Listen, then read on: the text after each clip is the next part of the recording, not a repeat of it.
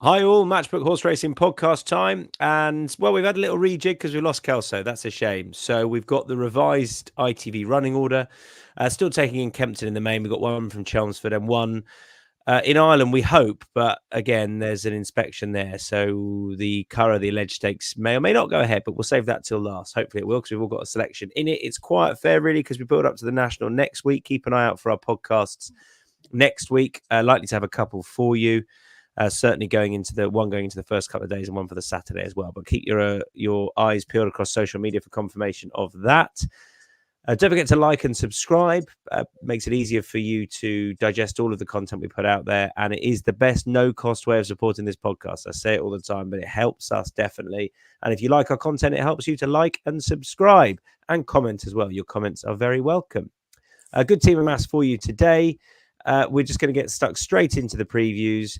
Mainly no bets for the first race. We're covering the 1:30 at Kempton, which is a restricted novice. But Steve Jones steps up to the plate in this tricky list.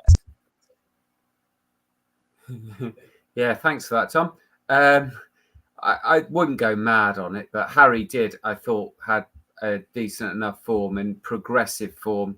Ran way too inexperienced at Kempton, first time up over 7. Behind a horse called Encourager, who'd already shown a good enough form. So that was a good starting point. And then next time at Newcastle, dropped to 6 furlongs. This is the same distance as this race. And Harry did, I thought, ran really well. Bumped into a good horse, a good prospect called Lion's House, who has gone on to win again at Wolverhampton. And just thought that Harry did was nicely professional that day and coped with the drop to 6 furlongs. And in what there's not a lot of form to go on, but I thought Harry did had a bit of a chance in there, so I wouldn't go mad. But Harry did looked overpriced to me at around, I can't remember what he was at the moment, about 7, something like that. Okay, that's the 1:30 at Kempton.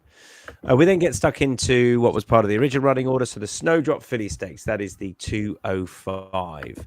And we got a relative difference of opinions, except between Charlie and Ed. So I'll bring the two of you in, starting with Charlie Post. Yeah, Mystic Pearl for me in this race. 4-year-olds have a very, very good record in this. I think won 9 of the last 10 runnings. And, this filly was progressive last year. Blew a handicap mark at Sandown in a listed race. She was rated 78 going into that. But with these incredibly shrewd connections, William Haggis, there must have been reasons behind that they felt she was up to it. They're looking for black type for her as a filly for the end of her racing career. But back that up with a really solid third in France in a Group 3 behind Alunda Queen. The first and second there went and subsequently tried their arm in Group 1 races. So I think it was a solid Group 3. Beyond that, in recent times, she's been out in Maidan. That hasn't really worked out for her. A couple of starts over there where she's just ran okay. Cheap pieces are in a listed for the first time. It depends your view on that, whether you take it as a positive or not.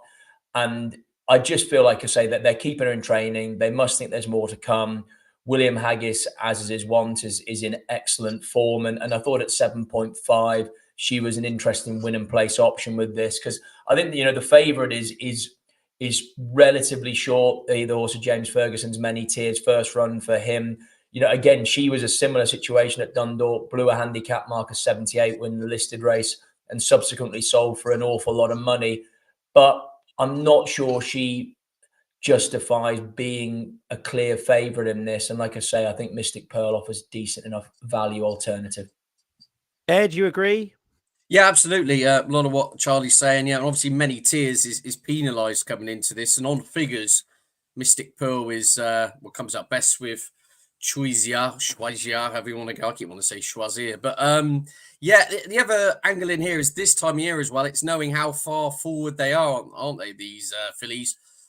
Pretty much all the field coming back after a long layoff, other than the filly I think you'll touch upon in a minute, Tom, and Mystic Pearl, as you say, been kept busy on the go at Maidan. So, she was only seen 5 weeks ago. You'd think she's got race fitness on her edge, or she's got it on her side, shall we say. Where the others in here, you say you don't quite know what the ulterior motive is and whether this is being used as a springboard to something else. So, William Haggis, 50% strike rate in the last fortnight. He's not running a lot, but what he does do is form figures are 1, 1, 2, and 4. So they're in red hot form. Cheap pieces on, best at the figures, fit this edge. I thought there were a lot of ticks in the right boxes for, which is 7.5 on the win and place market. Yeah, it was a race I was going to swerve. The filly you mentioned was Enola Gray there, who comes here race fit for Gemma Tutty and Rowan Scott, and in good form as well. Now, she's got a bundle to find at official ratings. Sometimes, though, you can sneak one in a place in these listed fillies races with a horse searching for some black type and being ridden for some black type as well. And just she's also got decent form at the track. So she's got solid all-weather form, has gone well here before, although she's yet to win at the track. She comes here in good nick, and she's race fit. So I thought at 21.0, I could get her in the threes. I don't think she'll win. The biggest price winner in the last 10 years of this race has been 5.5. So it doesn't often pay to look further down the market, but it's very much a win and place shout. Steve. Yeah, official ratings. I'm a bit embarrassed because official ratings mean nothing, and in races like this.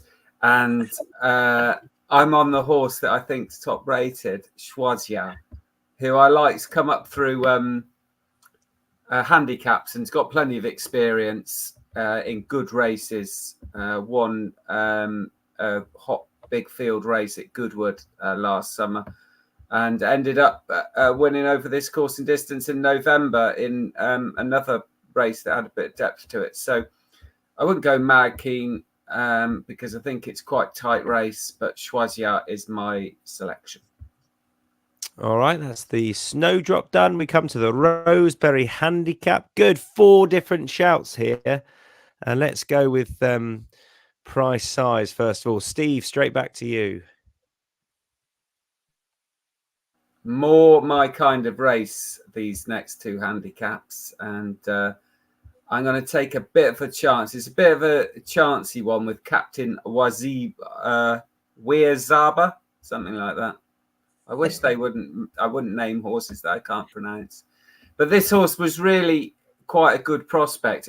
People might remember him because he was the horse that ran in the group race in France, where Ross Orion rode him, and Christophe Soumillon decided he didn't want him on his outside and elbowed him off, and he hit the old Rory, and Christophe Soumillon got into a lot of trouble with that. But he also ran in the Group 1 at Doncaster, the 2-year-old Group 1 at the back end of the season.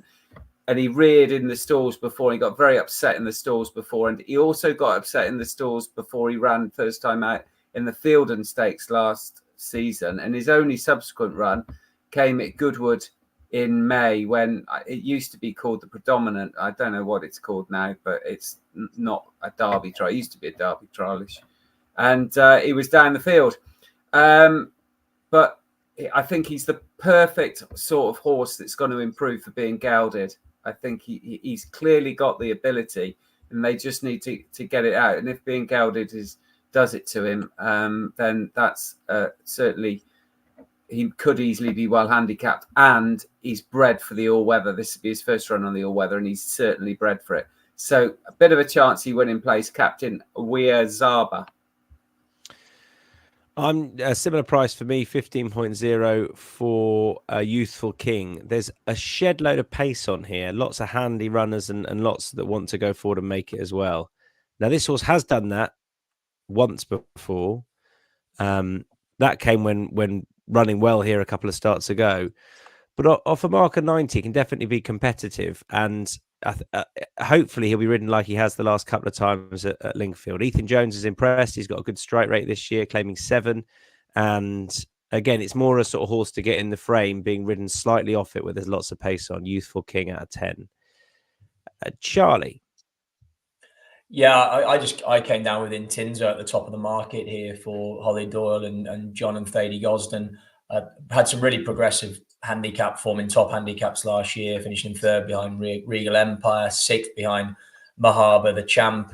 Only beat 4 lengths at York on his last start, and gelded during the close season, which I thought was interesting, and returned at Wolverhampton over a mile and a half with a ready success, beating Haku 2 3/4 lengths, but really had that race one turning in.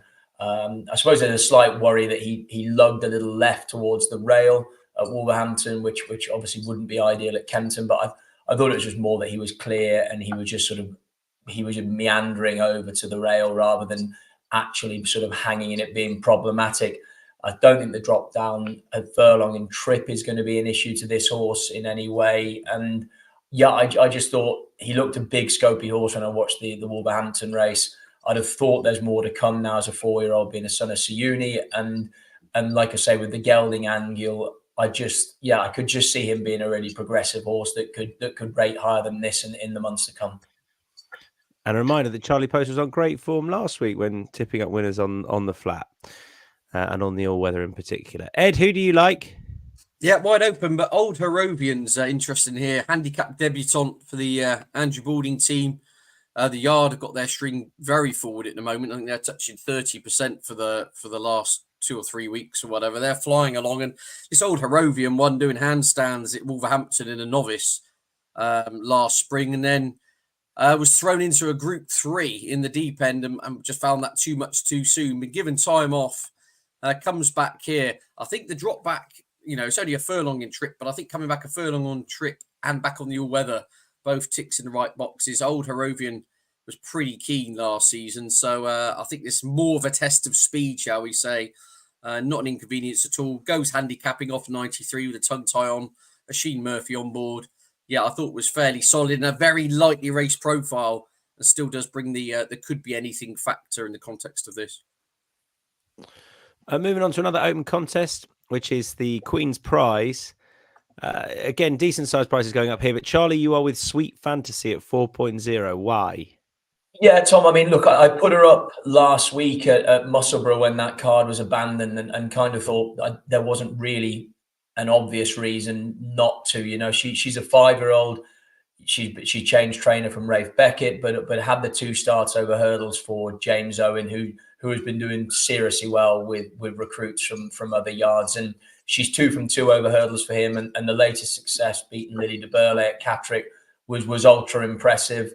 And I just think, up in trip as well for James in this race, I just think it's fascinating to see if he can eke any more progress out of her on the flat. And look, this is an ultra competitive race, but plenty of them, we know an awful lot about them. And I just thought with this filly that there could be more to come, for all that Rafe Beckett is an excellent trainer with a new yard that has a reputation for improving ones that come from different yards. Steve. Yeah, I really like Spirit Mixer, who I suppose is famous for finishing second to Trushan in the Northumberland Plate a couple of years ago, but had done plenty of winning before that, including on the all-weather. So the surface shouldn't have any issue whatsoever. And last time since that 2022 season, he's only run twice. Once last year, first time up at Musselburgh in the Queen's Cup, which would have been last weekend at Musselburgh. And last time at Lingfield about a month ago, when I thought was given a really nice reintroduction, held up right out the back. And although had no chance from that position, did stay on quite nicely without being given a hard time. That was behind Spartan Army. He went on to be third on the big Good Friday card at Newcastle. And it was a good race. And I thought that would really put the edge on Spirit Mixer for this kind of contest. And I think unexposed over 2 miles, Spirit Mixer is very interesting. So I am with Spirit Mixer with Oisin Murphy taking over in the saddle. And Ed, you've gone for a horse that's mixed it across both codes. Absolutely. Tritonic. Yeah, hurdles flat. Even chases, was last seen chasing home Grey Dawning and Ginny's Destiny in a novice chase at Cheltenham in December. Now, I don't know if this is to tee the horse up for Chester or Royal Ascot, but I'm just looking through this horse's record web fresh is pretty exceptional. Form figures first time out 4-1-2-1, 4-1-2-1-2, or thereabouts. Basically, first time out. Often is the time to catch Tritonic. Holly Doyle's booked, and ease to 97 is now £3 lower than we just touched off at Royal Ascot. I'm not privy to whether this is the plan, if you see what I'm saying, and they've got eyes on Chester again, or a couple of runs for Royal Ascot, and they're kind of working their way into the season. But the form book would suggest this horse is very effective first time out, and on the overall balance of his form from the last 2 or 3 years, he's well treated off 97. So I'm hoping he's revved up. Tritonic, admirable old performer, but definitely well handicapped on the form of last summer. And I'm chancing a 15.0 shot in Sleeping Lion because look at that. Oh, look. Oh. Yeah. Very similar to you. They're almost identical, sort of ginger beard. Yeah. And he is a Sleeping Lion. You're normally looking more tired. That's the only thing. But you're not today. Probably so he's had a lot more sleep. Although weirdly, he belongs in my son's room who doesn't sleep, so that's why he's probably asleep now. So I guess the angle is that he's mainly a place bet. He won the race a couple of years ago, 3 years ago. Then Bandinelli's running it twice since and beaten him, or there's only run once in it since, but he's bumped into Bandinelli twice. He's well treated based on his last run in the race when he was placed. There are others who are more likable, sort of younger, sexier horses coming into it. But again, I can't see why he won't be in the 3. I can see something beating him, but he's very consistent, and I expected him to be a good bit shorter than 15.0. So Sleeping Lion, who loves this race and loves it here for me.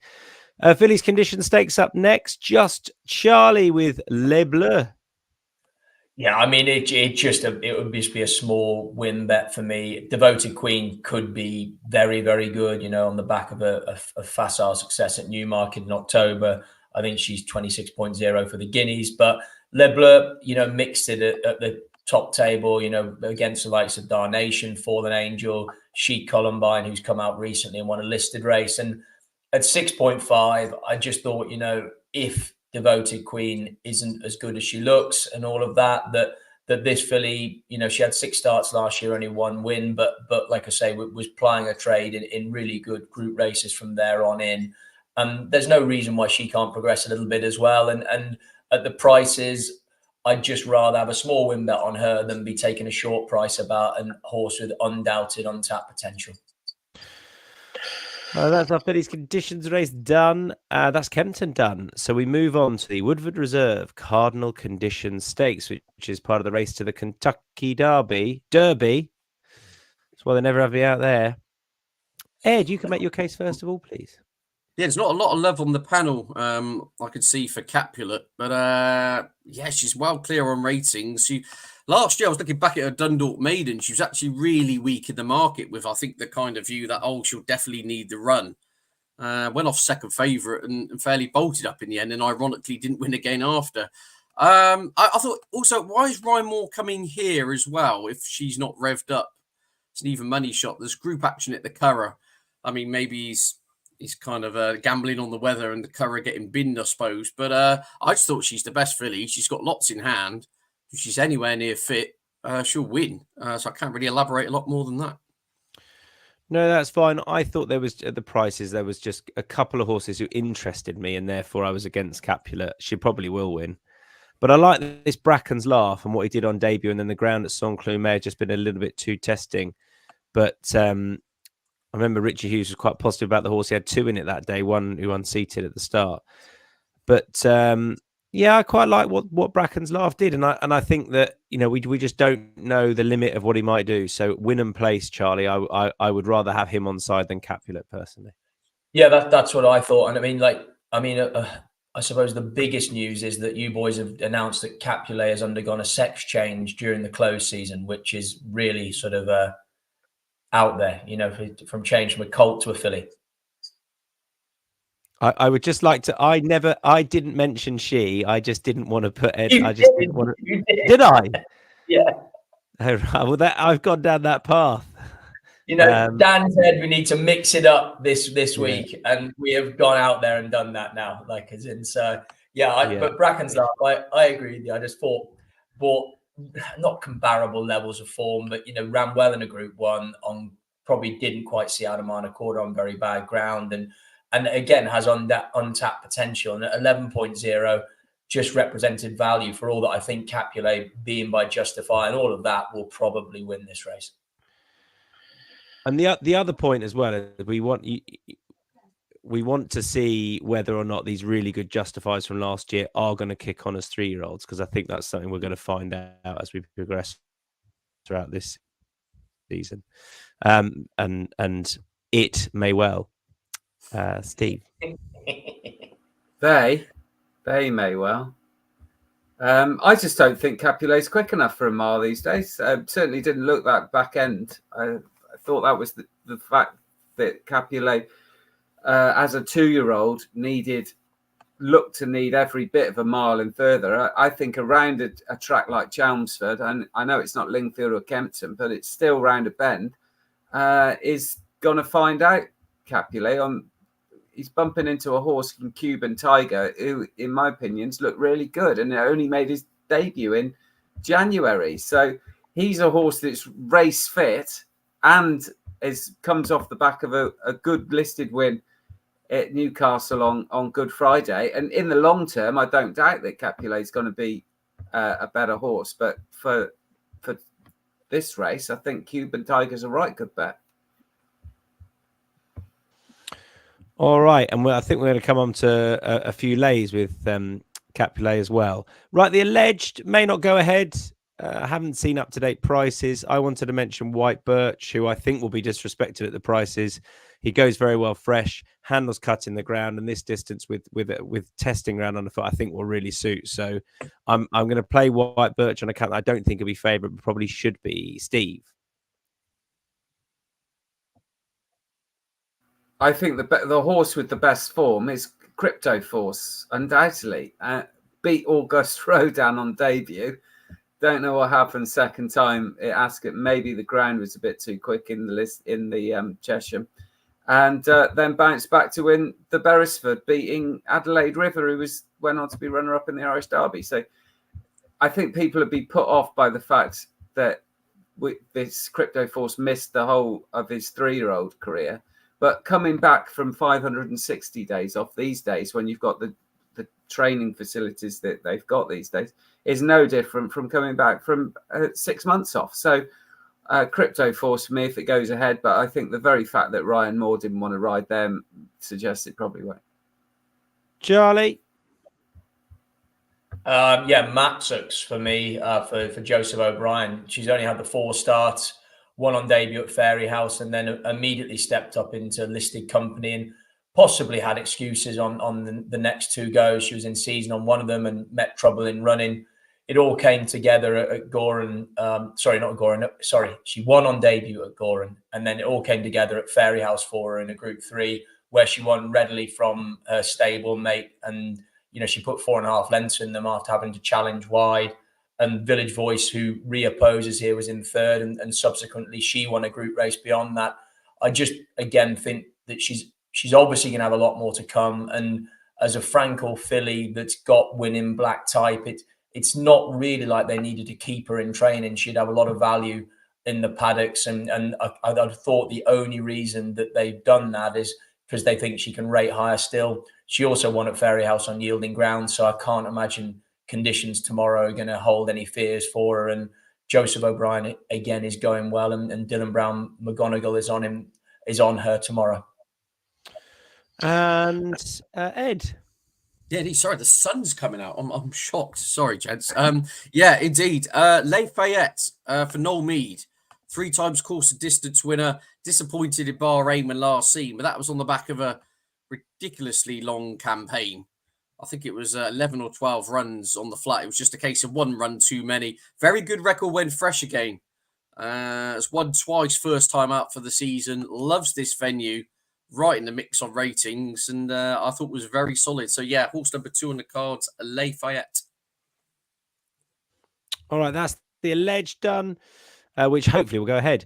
Any other bets? I'm going to stick up Valvano in the 4.25 at 4.5.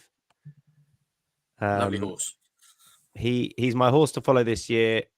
He's going to be, I think, aimed at a Derby. Depending on what he does here, he would then go for a key trial. He's only had 1 start, so they want to get some runs into him. He was very impressive at Nottingham at the back end of the last year on heavy ground. The Godolphin thing, who loves the track, might be too good, but I think Valvano's he could be the real deal, and at 4.5, I'm happy to play to find out. Quite excited by him this year. Steve. Yeah, the last race at Kempton, the 455, Watcher is, I think, massively overpriced at 19, something like that. And this is a horse who likes the all-weather, goes well fresh, and has become well handicapped, and didn't particularly get the run of the race when we last saw him. He's not had. He sat close to the pace that day, and they went hard. And before that, he didn't really settle. He's a horse that does need things to drop right, but he's going to get a good pace to aim at. George Baker's horses are running well. Neil Callan rides, and I just think he's massively overpriced. Watcher 455. Charlie, you've got no, you don't. Ed, sorry, Ed, you've got one. Yeah, just very quickly on your horse, Valvano, Tommy. I think you're spot on. I think the Dante's been mentioned if all goes well here, so you could see him on the Knaves Mile with a view of a Derby. Really exciting horse, Rafe Beckett. Yeah, I'm going with the meeting, which probably might not go ahead. You talked to Spec 2 p.m. on Friday.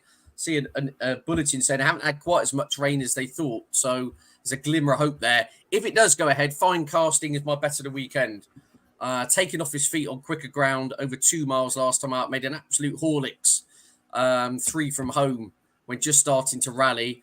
Absolutely loves the mud, and a step back up to 2.5 will suit. And the Ben Paulding team continue in stunning form. So if it goes ahead, Fine Casting my selection in the, I think that's the 320 Utoxter.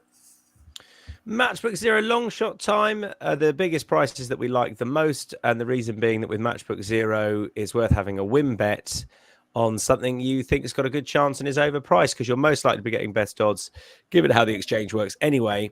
And with Matchbook Zero, which goes live at 10 a.m. each day, there is zero margin and there's zero commission. So those odds are further enhanced. Mine is Youthful King in the 240 at Kempton at 15.0. Steve? Watcher in the 455 at Kempton. Charlie Post? Yeah, Cannon Rock at 13.0 in the 240 at Kempton. And Ed? Yeah, Tritonic in the 315 at Kempton. Best lays. Steve and I are against Capulet. What do you want to add to what you said already, Steve? I'd imagine that he, she, or they will go off odds on. I think they might. I think the non-binary Capulet will probably shorten. So maybe it's worth waiting. But either way, I hope something comes and does them. Best bets. Best bets. Mine's Valvano in the 425 at 4.5. Steve? Cuban Tiger, 330 Chelmsford. Charlie?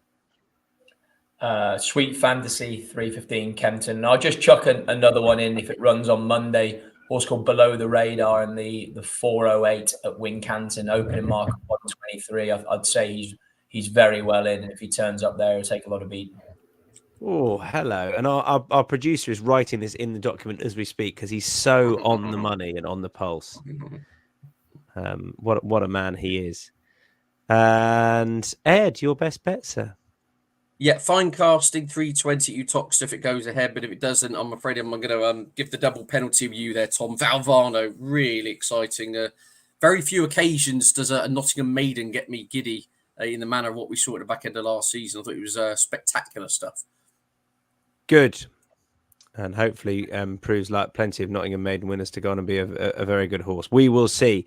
That's us done. We'll see you for Aintree next week. Have a great weekend. Bye-bye.